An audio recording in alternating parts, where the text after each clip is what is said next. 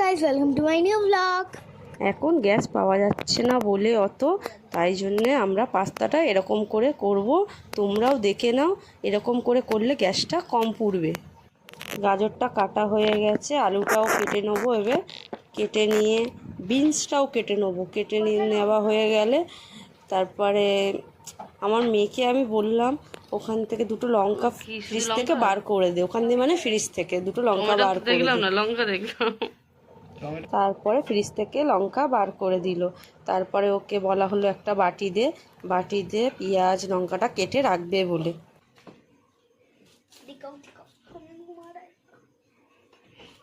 পেঁয়াজটা কাটা হয়ে গেছে, বাটিতে রেখে দিয়েছি। তারপরে বিনস গাজর ক্যাপসিকামটাকে ভালো করে ধুয়ে নিয়েছি। ধোয়ার পরে ও আমার সাথে আর কি মারছে, মানে আমার মেয়ে আর কি মারছে।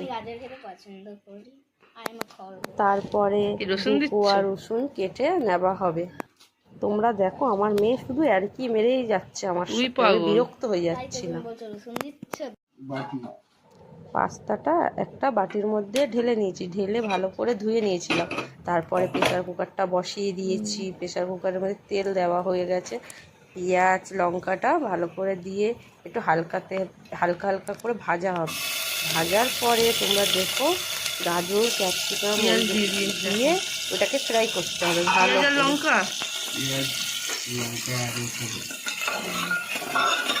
ফ্রাই করতে দেবো।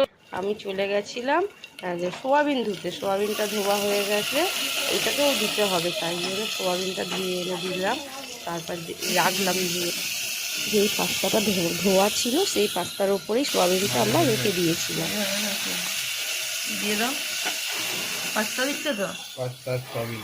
ঠিক আছে, তো তোমরাও এরকমই রান্না করবে, তাহলে গ্যাসটা কম পুড়বে। কিন্তু এক্সপেরিমেন্ট পাস্তা প্রেসার কুকারে। গাজরটা ভাজা হয়ে গেছে, তার উপর দিয়ে পাস্তা আর সোয়াবিনটা দিয়ে ভালো করে নাড়িয়ে চাড়িয়ে একটু হলুদ একটু গুঁড়ো লঙ্কা তারপরে নুন দিয়ে একটু ভালো করে নাড়িয়ে নিতে হবে। নাড়িয়ে নেওয়ার পরে তারপরে ঝোঁকের গোলমরিচ গুঁড়ো দিতে হবে। তারপরে একটু টমেটো সস দিয়ে ভালো করে নাড়িয়ে চাড়িয়ে নিতে হবে।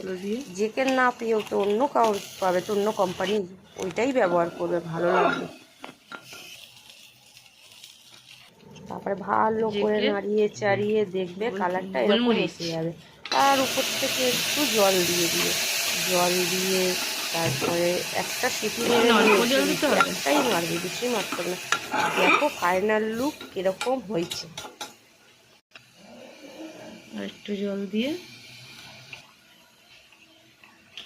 টমেটোর সস দেবে কিষানের। আমার মেয়েকে তারপর বকে টোকে বললাম যা চুলটা বাঁধ ঘরে গিয়ে। তারপরে ও ঘরে বাঁধছিল, তারপরে ওর বাবা বকেছে। তারপরে ও বাইরে গিয়ে চুলটা ভালো করে বেঁধে নিয়েছে। বাইরে মশা কামড়াচ্ছে।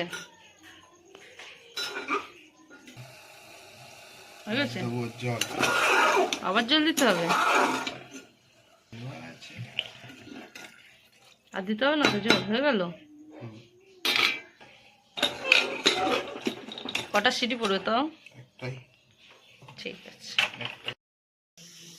তারপর দেখো সিটি পড়ে গেছে, তারপরে বেড়ে দিল, আমরা খেতে বসলাম।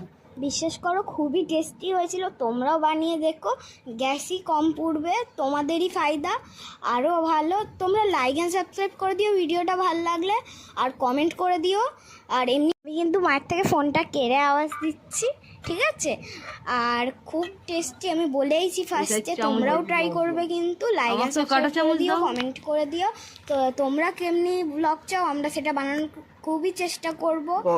আর এমনি নতুন ভিডিওর জন্য লাইক করে দিও আর বেল আইকনটা প্রেস করে দিও। ততক্ষণের জন্য টাটা, দেখা হবে নেক্সট ব্লগে। আমরা আমাদের পাশে। আর একটা কথা তো বলতেই ভুলে গেছিলাম, সোয়াবিন হলো আমাদের গরিবদের জন্য চিকেন। আর টাটা বাই বাই, দেখা হবে নেক্সট। আমরা খাবো সবার পাস্তা এখন ফ্রিজের পর যায়, ওইদিকেও আমার এদিকে শেষ হয়ে গেছে। আমারটা পুরো শেষের মধ্যে।